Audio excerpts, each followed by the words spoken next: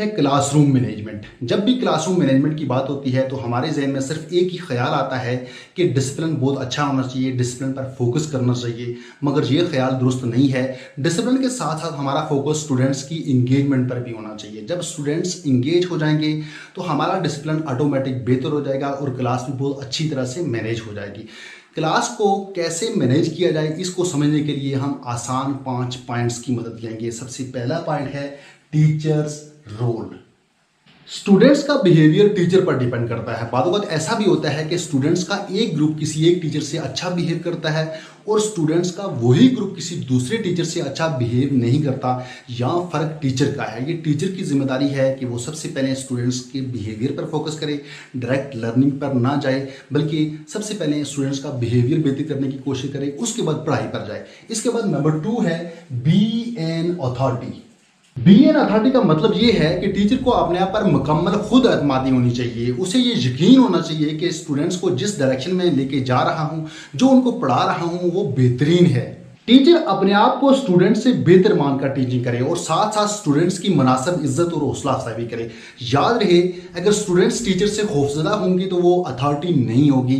Teacher की बोलचाल कमज़ोर नहीं होनी चाहिए, उसका लिबास इस तरह का होना चाहिए जो टीचर के लिए मुनासिब हो। इसके बाद नेक्स्ट पॉइंट है बिल्डिंग कल्चर।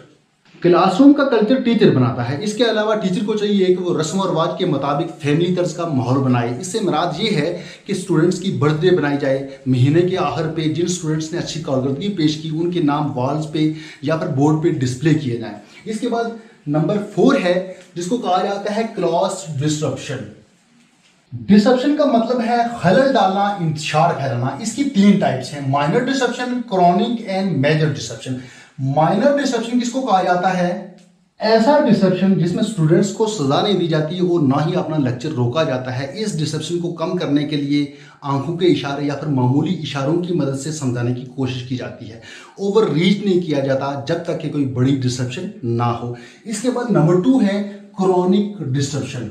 ये ऐसा डिसरप्शन है जो टीचर के एड्रेस करने के बावजूद जारी हो। यहाँ टीचर को चाहिए कि वो स्टूडेंट्स के वालिदैन को फ़ोन करे, उनको नोटिस जारी करे और इसके साथ साथ स्टूडेंट्स को ये एहसास दिलाए कि ये सारी जिम्मेदारी आपकी होगी, आपके वालिदैन की होगी। उसके साथ नोट्स भी तैयार करने चाहिए ताकि जब ज़रूरत पड़े तो इनको दिखाया जा सके। इसके बाद नंबर 3 है मेजर डिसरप्शन। ये डिसरप्शन टीचर और स्टूडेंट दोनों के लिए खतरनाक हो सकती है। इसमें स्कूल की प्रॉपर्टी को नुकसान पहुंचाना, आग लगाना या इस तरह की और भी कंडीशंस हो सकती हैं। इस तरह की कंडीशंस को कंट्रोल करने के लिए सबसे पहले आपको स्कूल की पॉलिसी का पता होना चाहिए और उसके साथ साथ टीचर्स यूनियन के साथ आपका राब्ता होना चाहिए।